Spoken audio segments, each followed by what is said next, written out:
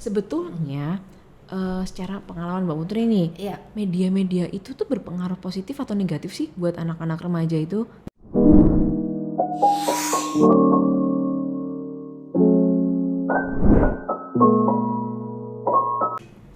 Assalamualaikum warahmatullahi wabarakatuh. Selamat datang di podcastmu Menebar Manfaat untuk Umat, kolaborasi Mes Surakarta dan juga Mentari FM. Pada kesempatan kali ini saya Neldia akan berbincang-bincang dengan seorang wanita. Waduh. Beliau adalah salah satu pengurus Mes Surakarta juga. Betul. Dan juga Ketua Jamiah SMP Islam Al-Azhar 21 Solo Baru, Ya. seorang edukator juga dan juga Direktur LPK Bening Academy.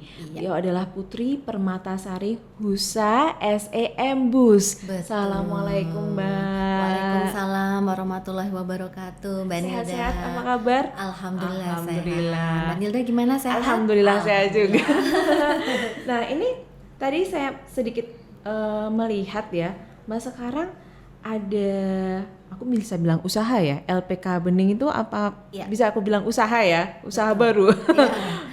Usaha baru yaitu LPK Bening Academy. Kalau boleh itu mengenai apa ya Mbak ya? Iya. Itu baru ya Mbak ya? Benar. Baru. Itu baru saja kita dirikan. Prosesnya itu memang sudah dari tahun 2022 kemarin. Dan insya Allah akan efektif mulai beroperasi di tahun 2023 ini. Jadi sebenarnya LPK Bening Academy itu adalah bagian daripada usaha miliknya Bening Group. Mungkin pernah dengar Bening Skincare itu ya Mbak? skincare, Oh betul. iya, yang di depan Paragon. Betul, yang ada di depan persis Itu Mall persis Mall Paragon. Paragon, iya, iya, Jadi ha. kami sudah bergerak di bidang kesehatan kulit, estetik dan skincare itu sejak tahun 2010. Jadi ini usianya di tahun 2023 ini akan menginjak usia 13 tahun. Masya Allah, Masya Allah, ya. Lalu dengan adanya banyak perkembangan, artinya penambahan pelayanan dan insya Allah nanti adanya penambahan cabang, kebutuhan akan tenaga kerja yang kompeten di bidang tersebut itu juga semakin meningkat. Oke, jadi melihat pasar ya? Betul sekali. Pasar. Ya, jadi ada demand yang meningkat atas SDM yang memiliki kompetensi khusus di bidang estetik dan skincare. Oke. Oleh karena itu, kami dari Bening Group itu memutuskan untuk membentuk sebuah lembaga pelatihan kerja yang nantinya memang akan kami salurkan khusus dengan kompetensi yang kami khususkan di bidang skincare dan estetik. Oke, begitu, berarti Mbak Nilda. Itu spesifik di kecantikan ya Mbak ya? Betul sekali. Oke, Masya Allah, semoga barokah dan sukses ya Mbak ya. Amin, Allahumma amin. Mohon doa dan supportnya ya, Ya Mbak pasti, Nilda. pasti sekali. Nah, tapi kita kali ini nggak ngomongin tentang kulit dan skincare dulu ya, boleh ya? Betul sekali. Jadi kita mau ngomongin tentang, karena Mbak Putri ini punya anak-anak yang sudah beranjak remaja. Betul. Ya, dan cewek-cewek pula Mbak. Sekali. Jadi kita mau ngomongin tentang pendidikan anak atau cara mendidik anak remaja di era digital ini. Iya. Nah, kalau boleh sedikit cerita, anak-anaknya Mbak Putri ini umurnya berapa atau kelas berapa Mbak? Iya. Jadi anak-anak saya ini ada 2 orang dan kebetulan ini putri-putri semua. Masya Allah. Yang pertama itu usianya 17 tahun. Waduh, Sekarang sudah Sweet 17. Betul. Sekarang sudah kelas 3 SMA Ya. di SMA Al-Azhar 7 Solo Baru. Lalu yang kedua itu usianya sekarang adalah 14 tahun. Kelas 3 SMP, sekolahnya juga di SMP Al-Azhar 21 Solo Baru. Berarti yang besar mau kuliah ya Mbak ya? Betul Masya sekali. Allah. Ini Mau udah kuliah. masa-masa. Iya. Masa-masa deg-degan ya. Masa-masa Iya. deg-degan seperti itu. Nah, kemudian kira-kira Mbak, ada nggak sih perbedaan anak-anak waktu sebelum era digital dulu dengan sekarang, yang sekarang era digital, ada nggak sih yang membedakan mereka gitu, ada nggak Iya. menurut Mbak? Oke, jadi bicara mengenai anak-anak baik itu mulai dari usia dini hingga usia remaja ya, dan kaitannya mereka dengan dunia digital.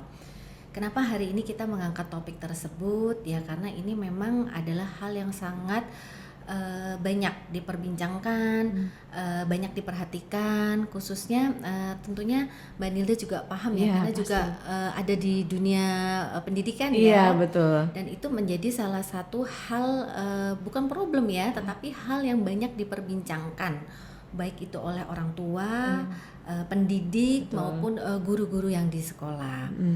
Jadi memang kalau bicara mengenai perbedaan anak-anak, tadi pertanyaan sebelum dan sesudah Iya, era digital ya. heeh. Kita tidak bisa membandingkan anak-anak di era sebelum dan setelah era digital itu apple to apple ya. Karena satu, zamannya itu berbeda. Berubah Ya, dan banyak berbeda. sekali perbedaan dan perubahan. Yang kedua itu banyak variabel internal dan eksternal yang antara sebelum era digital dengan sesudah era digital itu Contohnya apa sih Mbak, variabel internal tidak eksternal sama gitu? ya. Jadi kalau yang bisa kita lihat ya secara garis besar, kita kalau bicara generasi sebelum era digital kan kita berarti bicara generasi baby boomer. Oke. Kita bicara generasi X, generasi Y. Itu kan semua generasi sebelum era digital. Digital, heeh. Nah, mereka ini memiliki karakteristik yang secara garis besar itu sama. Di antaranya mereka ini lebih kompetitif. Oke. Kenapa? Karena pada waktu itu alat bantu itu sedikit sekali. Oke. Sehingga mereka itu lebih kompetitif bagaimana caranya untuk menjadi yang terbaik. Gitu ya. Iya, betul.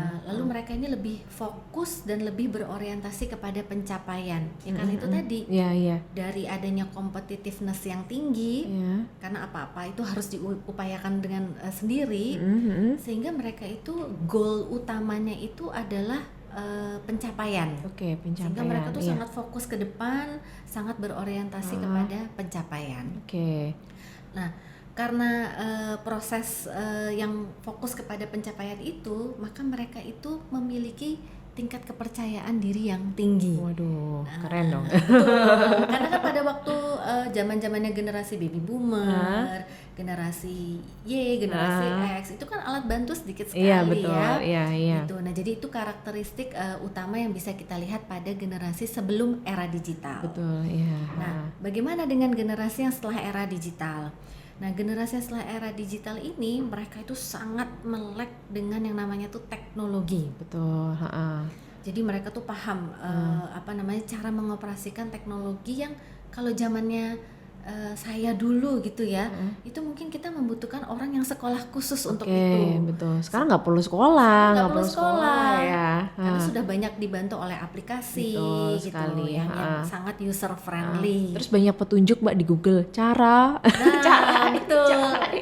Banyak tutorialnya Iya, ya. Gitu. banyak tutorialnya. Nah, karena adanya keterbukaan informasi ini, mereka ini memiliki unlimited access gitu ya, unlimited access ke informasi apapun ya. Tadi kayak Mbak Nilda bilang ada tutorial cara misalnya video editing. Bahkan gitu. sekarang cara tutorialnya pun jadi konten. Betul sekali.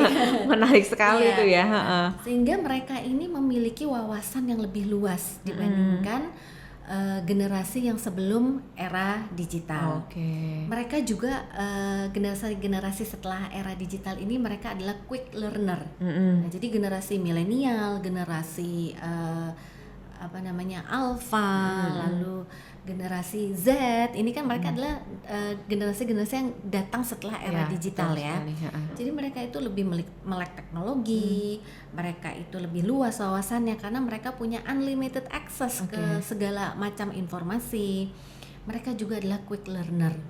Kenapa? Karena sekarang semuanya ada tutorialnya. Namun ada satu hal nih yang tidak dimiliki atau tidak terjadi pada generasi sebelum era digital. Pada generasi setelah era digital, mereka ini tingkat kepercayaan dirinya itu tidak setinggi atau tidak sekuat. Malahan ya? Iya, betul. Generasi yang sebelum era digital. Generasi milenial, generasi Z, generasi alpha, ini mereka tingkat kepercayaan dirinya tuh lebih rendah. Kenapa? Karena mereka selalu membutuhkan validasi dari pihak eksternal. Oke, iya. Apakah yang saya lakukan ini sudah benar? Oh iya betul. Sesuai nggak sih dengan trennya sekarang? Iya, betul, Nah betul. itu, Iya, jadi iya. mereka selalu membutuhkan validasi dari luar. Karena apa ya? Karena efek tadi keterbukaan informasi. Iya gitu. Oke. Nah, kalau kita ngelihat itu kan medianya banyak sekali ya, Mbak. Betul. Media sosialnya aja banyak sekali Iya. kan. Udah ada sekarang TikTok, apalagi tuh Instagram, Facebook dan sebagainya. Betul. Nah, sebetulnya secara pengalaman Mbak Putri nih, Iya. media-media itu tuh berpengaruh positif atau negatif sih buat anak-anak remaja itu? Karena kan kadang mereka bisa buka-buka sesuatu yang anak-anak di sana ya, anak-anak di Iya. remaja itu bisa buka-buka situs ataupun konten yang memang kurang mendidik gitu kan. Iya.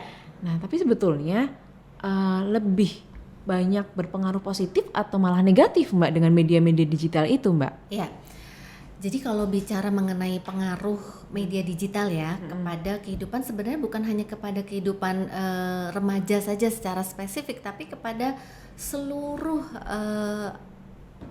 tahapan aspek orang ya. Jadi secara umum, jadi tidak hanya terfokus kepada remaja saja. Sebenarnya perkembangan teknologi atau perkembangan dunia digital itu sebenarnya memberikan efek yang positif. Oke. Lebih banyak Positifnya, positifnya ya, kalau oke. menurut saya Pengalaman secara ya, pribadi iya, ya. Karena apa? Karena kita melihatnya dari perspektif perkembangan zaman. Oke. Dengan adanya perkembangan teknologi, keterbukaan informasi, adanya unlimited akses kepada informasi, media digital itu bagaikan ruh dari era globalisasi. Era saat ini. Era saat ini. ya, Kenapa? Karena dengan adanya media digital, kita itu bisa mempersempit yang namanya jarak dari ruang dan waktu. Yang tadinya kalau kita itu mau komunikasi dengan Orang di mana di belahan sana, dunia lain, atau mau belanja yang jauh di sana. betul. Nah itu kayaknya harus menunggu lama ya, mungkin tidak hanya berhari-hari, berminggu-minggu, bahkan kalau tempatnya lebih jauh bisa berbulan-bulan gitu ya. Itu. Nah dengan adanya media digital itu kita bisa memperkecil jarak, Oke. ruang dan waktu, Oke. gitu ya. Jadi sebenarnya lebih banyak positifnya. Oke. Dia akan menjadi negatif itu hanya karena satu faktor. Aduh, apa itu? Nah, one factor only ya, yaitu adalah misuse dari penggunaan atau penyalahgunaan dari media digital itu sendiri oleh usernya. Oke, jadi sebetulnya banyak sekali kan kalau kita lihat ada dampak negatifnya ya kalau mau detailnya. Tapi sebetulnya intinya cuma satu tadi ya Mbak ya, Ya, penyalahgunaan dari penggunanya. Betul, gitu. Jadi sebenarnya itu adalah resiko ya. Daripada kita menyebutnya sebagai dampak negatif, saya lebih senang menyebutnya itu sebagai resiko dari penggunaan media digital. Nah, resiko itu pun datangnya itu adalah dari si penggunanya sendiri. Apakah dia menyalahgunakan dari adanya hadirnya media digital ini gitu. Jadi adanya misuse dari si usernya. Gitu. Nah, kalau kita lihat karena si usernya tadi itu masih anak-anak remaja nih, belasan tahun. Yang kita bilang dewasa juga belum ya? Tapi kita bilang anak-anak juga enggak kan? Nah, sehingga kalau tadi misalnya usernya adalah anak-anak remaja, di sini sangat perlu sekali dong Mas Yan peran dari orang tua dan guru dalam mendidik anak-anak tersebut di era saat ini. Berarti mereka nggak boleh dilepasin gitu aja kan Mbak? Betul. Ya, itu saya Jadi gimana sih perannya? Nggak hanya orang tua kan, guru juga di sekolah juga masih berperan ya. Jadi menurut Mbak gimana sih perannya orang tua dan guru dalam mendidik anak-anak remaja tersebut di era saat ini? Iya. Jadi pernah dengar istilah nggak? It takes a village to raise a kid. Membutuhkan seluruh desa untuk mendidik seorang anak. Nah, itu artinya apa? Artinya ketika seorang ini dalam proses bertumbuh kembang, yang bertanggung jawab itu bukan hanya saja orang tuanya di rumah atau gurunya di sekolah, tetapi seluruh aspek yang mengelilingi anak tersebut. Lingkungannya. Gitu. Nah, apa apa perannya? Sebenarnya prinsip utamanya itu perannya tuh sama. Guru, baik itu orang tua, guru maupun lingkungannya. Yaitu adalah adanya pendampingan. Pendampingan. Jadi kita ini harus membersamai anak-anak ini mulai dari usia dini hingga usia remaja sampai nanti dia mau masuk ke dalam ke tahap dewasa. Itu kita harus bersamai mereka. Kita harus ada pendampingan. Tentunya disesuaikan dengan porsi umurnya. Iya, betul. Kayak misalnya Mbak Nilda menjaga anak yang usia 5 tahun dengan menjaga anak yang usia 14 tahun beda. Kan beda ya. Beda. Jadi kalau anak yang usia 5 tahun mungkin dia kalau jalan masih harus Iya, dituntun betul. gitu ya. Lalu kalau anak yang 14 tahun cukup kita lihat saja, gitu, nggak perlu kita gandeng. Iya. Nah, analogi yang sama juga begitu dalam pendampingan penggunaan media digital. Mungkin kalau yang anak-anak masih usia yang kecil-kecil ya, yang usia dini itu benar-benar harus kita pilihkan, benar-benar harus kita tungguin mana yang bisa dilihat atau diakses, ditonton. Betul sekali. Begitu selesai gadgetnya itu langsung diambil. Jadi memang restriksinya antara anak yang usia dini dengan anak yang usia remaja itu berbeda. Berbeda ya. Jadi makanya itu tadi disampaikan pendampingannya itu sesuai dengan porsi umurnya. Nah, ada juga hal-hal yang lain ya selain pendampingan. Jadi pendampingan itu adalah faktor utama. Faktor-faktor yang lain itu adalah yang tidak kalah pentingnya ya dengan pendampingan itu adalah penanaman nilai-nilai agama. Penanaman nilai-nilai kehidupan yang sesuai dengan syariat. Mana yang boleh, mana yang tidak boleh, mana yang haram, mana yang halal. Itu harus kita tanamkan betul sejak dini. Betul, sejak dini. Karena pembiasan itu membutuhkan waktu bertahun-tahun. Jadi pernah ada ya penelitian oleh salah seorang edukator di Australia tentang pendidikan usia anak dini. Jadi hasil risetnya itu mengatakan demikian. Untuk membuat seorang anak menjadi ahli matematika itu hanya diperlukan waktu 3 bulan. Kok cepet banget? Betul. Drill terus menerus gitu ya, secara intensif itu selama 3 bulan saja dia sudah bisa menjadi seorang ahli matematika. Tetapi untuk membuat seorang anak yang memiliki karakter yang baik, misalnya jujur, tahu antri yang baik bagaimana, disiplin, on time, ternyata itu memerlukan pembiasaan yang memerlukan waktu yang lebih panjang dari hanya sekedar 3 bulan. Bisa sampai 12 tahun pertama dalam hidupnya dia. Nah, oleh karena itu pembiasaan yang positif dari lingkungan sekitar anak tersebut itu adalah jadi faktor selanjutnya yang harus dilakukan oleh guru dan orang tua dalam membersamai anak ketika hidup di dalam era digital ini. Begitu Mbak Nilda. Nah, contoh real gitu Mbak, kalau sesuai pengalamannya Mbak itu contoh real pendampingan itu seperti apa Mbak? Misalnya anaknya baru lihat TikTok, kita liatin, kita dampingi, atau apakah harus 24 hours kita seperti itu atau Instagramnya kita juga harus punya username passwordnya supaya kita bisa ngeliatin DM-nya masuk, atau sebatas seperti apa sih gitu pendampingan yang tepat gitu Mbak untuk anak remaja? Baik. Jadi seperti tadi yang sudah saya sampaikan ya, jadi ketika kita melakukan pendampingan kepada anak-anak kita itu memang harus disesuaikan juga dengan porsi umurnya. Untuk usia remaja aja. Kita boleh juga bicara dari early age. Orang tua itu memperbolehkan anak mulai memegang gadget, lalu masuk ke dalam dunia digital itu umur berapa sih gitu ya? Apakah seorang anak di bawah umur 5 tahun itu sudah boleh pegang yang namanya gadget secara konstan 1 jam sampai 2 jam? Nah, itu kan restriksi yang itu kan bentuk restriksi yang nanti sifatnya lebih ke masing-masing keluarga gitu ya. Tentunya yang sebenarnya itu tidak boleh ya, anak di bawah usia 5 tahun kok sudah pegang HP apalagi dalam waktu yang lama. Nah, seiring dengan bertambahnya usia anak tersebut, Mungkin ketika dia masuk usia SD, ada tugas yang mengharuskan dia itu mencari informasi itu di internet, Iya, betul. atau harus menggunakan dunia digital. Iya. Maka di situ kita harus mendampingi Oke. dan mengarahkan Oke. situs apa yang boleh dibuka, Oke. lalu apa kontennya yang ada di dalam situ, kita harus menjelaskan. Karena terkadang situs itu mereka kan tidak memperhatikan ya siapa Iya, betul. viewer mereka. Iya, betul. Gitu. Selalu itu lebih dari perspektifnya si penulisnya atau Iya, betul. kreatornya. Oh, iya. Maka orang tua harus sedalam itu menjelaskan lagi kepada anak. Ini nak, maksudnya artikel ini tuh adalah begini-begini. Nah, itu untuk anak yang usianya tuh masih anak-anak. Oke. Bagaimana yang usia remaja? Nah, kalau usia remaja, kalau dia dari kecilnya itu sudah biasa kita dampingi dengan pembiasaan, dengan nilai-nilai keluarga yang positif, pastinya kan anak ini ketika remaja itu sudah punya ya, sudah memegang. Sudah terbentuk ya. Betul, sudah mulai terbentuk.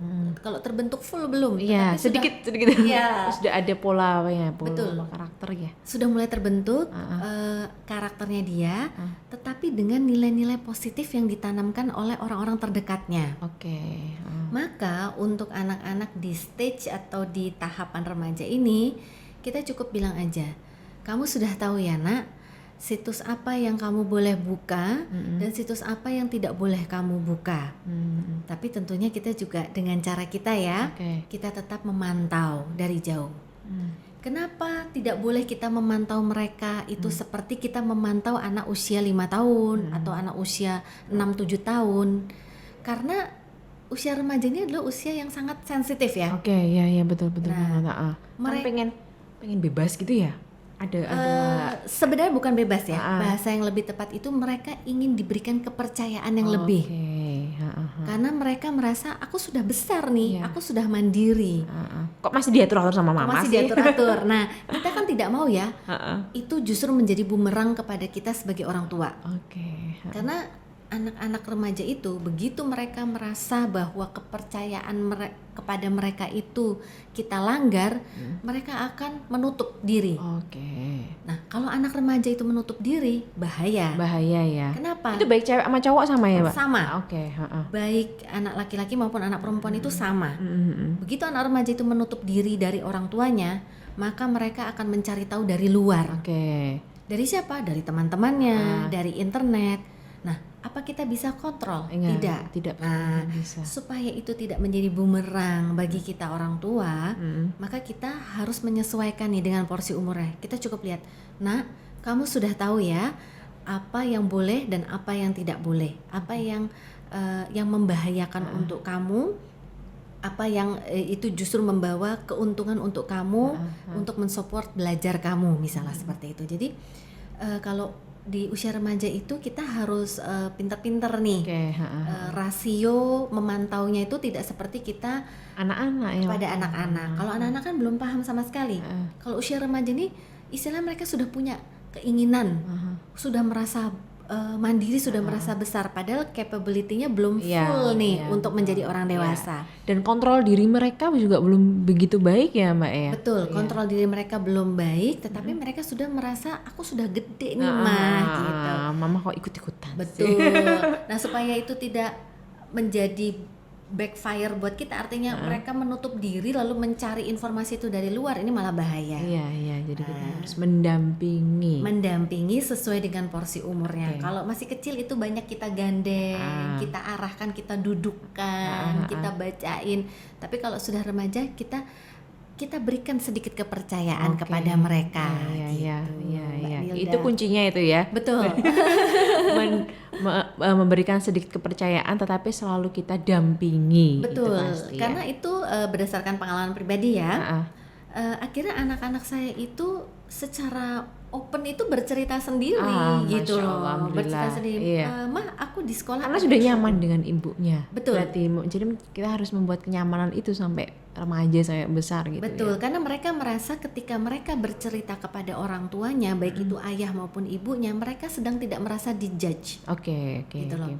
Berarti aku boleh dong cerita apa saja kepada orang tuaku. Aku, iya. Karena aku tuh tidak dijudge. Oke. Kan ada orang tua yang salah, nggak boleh apapun alasannya. Nah, itu saat ini sudah kurang tepat ya untuk Iya, diterapkan. seperti itu ya. Karena anak-anak ini bisa saja mencari informasi dari luar karena adanya unlimited akses ke informasi dari dunia digital. Oke. Gitu Mbak Nilda. Menarik sekali ya Mbak ya. Nah tadi kan kita udah sedikit ngobrolin kalau anak remaja itu tadi harus mereka harus diberi kepercayaan sedikit. Nah terus kita harus melakukan pendampingan. Nah selama perjalanan dalam mendidik anak, mungkin bagi orang tua dan guru ya, karena Mbak juga ketua Jamiah SMP Al-Azhar ya, mungkin ada cerita dari guru-guru juga gitu kan. Ada nggak sih problematika atau masalah-masalah yang dihadapi baik orang tua maupun guru dalam mendidik anak remaja itu tadi waktu era digital tadi? Masalahnya apa sih kira-kira? Kan kita udah dampingi tinik-tinik ya. Ternyata masih aja hambatan-hambatan dan mungkin juga dari solusinya dari masalah-masalah itu. Mungkin ini pengalaman-pengalaman yang sama dengan ibu-ibu pecinta podcast kita. Iya. Jadi kalau selama menjalankan peran sebagai ketua Jamiah di SMP Islam Al-Azhar 21 Solo Baru 2 tahun terakhir ini, memang kan kita sering ada diskusi ya. Sharing dan diskusi baik itu dari perspektif guru maupun dari perspektif orang tua. Nah, bisa kita simpulkan itu memang problematika yang paling banyak ya dalam mendidik dan mendampingi anak-anak remaja di era digital ini tuh. Yang pertama itu adalah kurangnya pendampingan dari orang tua. Orang tua itu banyak yang waktunya tuh sedikit sekali atau bahkan tidak ada waktu untuk membersamai anak-anak mereka. Apalagi buat ibu-ibu yang full time work, pekerja ya. Jadi tidak spesifik seperti itu. Artinya mau itu orang tuanya semuanya bekerja ataupun mau orang tuanya itu yang bekerja hanya satu, apapun itu bentuknya, tetapi intinya adalah satu, kurangnya membersamai anak-anak. Gitu. Membersamai anak-anak ini kita nggak melulu bicara berapa jam sih harus bersama anak. Nggak bisa dihitung dengan kuantitas seperti itu ya. Kita tidak berbicara mengenai kuantitas. Yang kuantitasnya banyak belum tentu berkualitas. Jadi kita dalam hal ini lebih bicara mengenai pendampingan yang berkualitas kepada anak-anak kita. Nah, di sini adanya kurangnya pendampingan. Kurangnya orang tua membersamai anak-anak. Sudahlah sekarang di sekolah itu beban belajarnya banyak ya. Iya betul, dari pagi jam ke 0 betul sampai sore les. Aduh. Jadi sudah mulai sekolah dari jam 7 pagi. Tambah jam ke 0, jam 6. Jam ke 0 itu kalau kelas 3. Mulai jam 6 sudah belajar. Nanti pulangnya sore jam 3 atau jam setengah 4. Masih les-les dan sebagainya. Pulang itu di rumah hanya 1 jam 2 jam, lanjut lagi les tambahan gitu. Jadi sedikit sekali waktu yang berkualitas dengan orang tua. Itu adalah problem nomor 1. Lalu problem nomor 2. Problem nomor 2 itu kecenderungan orang tua mendidik anaknya itu dengan cara bagaimana dia dulu dididik. Waduh, ini. Ini sering jadi sumber konflik antara orang tua dengan anak. Iya. Gitu. Kenapa? Karena kan tadi ya di awal kita sudah diskusi ya bahwa zaman dulu sebelum era digital dengan zaman sekarang setelah era digital itu kita nggak bisa membandingkan apple to apple. Karena adanya perbedaan zaman, banyaknya perubahan faktor internal dan eksternal yang mempengaruhi gitu. Nah, kadang orang tua sekarang tuh suka lupa. Ini tuh zamannya sudah zaman beda. Maka kan ada istilah ya, didiklah anakmu sesuai dengan zamannya, bukan sesuai dengan zamanmu dulu gitu.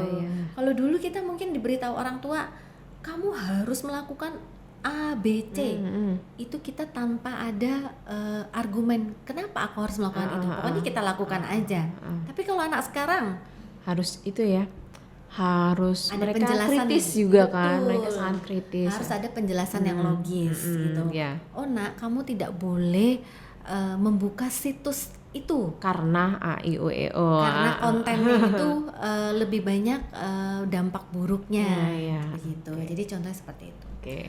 Problem yang selanjutnya, berarti tadi udah 2 ya. Yang pertama kurangnya waktu pendampingan, kurangnya orang tua membersamai anak. Yang kedua itu adalah konflik yang timbul karena orang tua zaman sekarang ingin membesarkan anaknya seperti mereka dibesarkan Zamannya. zamannya gitu.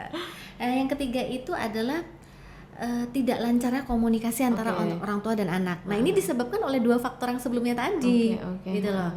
Karena kurang pendampingan, lalu kurangnya waktu berkualitas, lalu ada konflik dalam cara membesarkan anak. Maka akan terjadi komunikasi yang kurang lancar. Anak mulai menutup diri dari orang tua, lalu orang tua ini merasa kesulitan mendekati anaknya. Aduh, itu. Nah, disitulah konflik mulai muncul.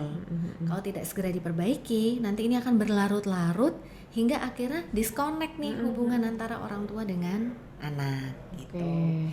Nah, lalu yang terakhir ini ya, Aha. orang tua itu biasanya kalau sudah jadi orang tua tuh ada, tidak semuanya, tapi ada yang suka malas menambah wawasan. Pokoknya aku nggak mau tahu. Zamanku dulu itu kan Kayak aku gini. seperti itu dibesarkannya gitu kan. Pokoknya ya harus begitu. Mereka nggak mau tahu gimana sih cara membuka sosial media gitu. Padahal anaknya main sosial media, tapi orang tua nggak mau belajar, nggak mau mencari tahu ada apa sih di sosial media itu. Kalau saya terus terang aja ya Mbak Nilda, Iya. karena mengikuti perkembangan anak-anak, maka saya juga merasa sosial media apa yang anak saya miliki, maka saya juga harus punya. Harus punya. Dan saya harus menjadi followernya, dan dia harus follow saya. Oke. Supaya saya tahu Apa aja yang terjadi di sosial sosial itu media itu ya, gitu. ya. Jadi kita sebagai orang tua itu tidak boleh malas menambah wawasan. Iya, gitu, oke. Mbak Nilda. Menarik sekali ya Mbak Putri ya. Iya. Nah, ini mungkin yang terakhir aja Mbak, sedikit aja tips mendidik anak remaja yang tepat di era digital ini seperti apa untuk orang tua, cuman sedikit aja gitu. Iya, baik. Tipsnya ya secara garis besar itu ya pertama ya fondasinya itu harus kuat. Fondasi dulu harus kuat. Betul. Oke. Itu yang di dalam kategori fondasi ini itu adalah nilai-nilai agama dan juga nilai-nilai positif keluarga. Oke. Itu harus kita tanamkan betul kepada anak kita. Oke. Dan ini membutuhkan proses ya, Iya. tidak bisa instan. Lalu yang kedua itu adalah kita mengarahkan anak dan mengajarkan anak bagaimana cara menggunakan dunia digital atau media sosial secara bertanggung jawab. Iya. Gitu. Yang ketiga yaitu tadi yang banyak kita bahas, yaitu memberikan pendampingan dan juga komunikasi yang baik antara orang tua dengan anak gitu. Jadi tujuannya hanya satu ya Mbak Nilda ya, yang bisa kita simpulkan dari podcast kita hari ini, yaitu kita harus mendidik anak-anak kita di era digital ini menjadi generasi-generasi penerus muslim yang berjiwa Qurani, yang berakhlak baik, yang tidak kerdil ilmu, yang luas wawasannya, dengan harapan suatu saat nanti insya Allah mereka ini akan menjadi pemimpin-pemimpin dengan karakter ulil albab, yaitu pemimpin-pemimpin yang memiliki akal dan akhlak yang baik. Masya Allah. Begitu Mbak Masya Nilda.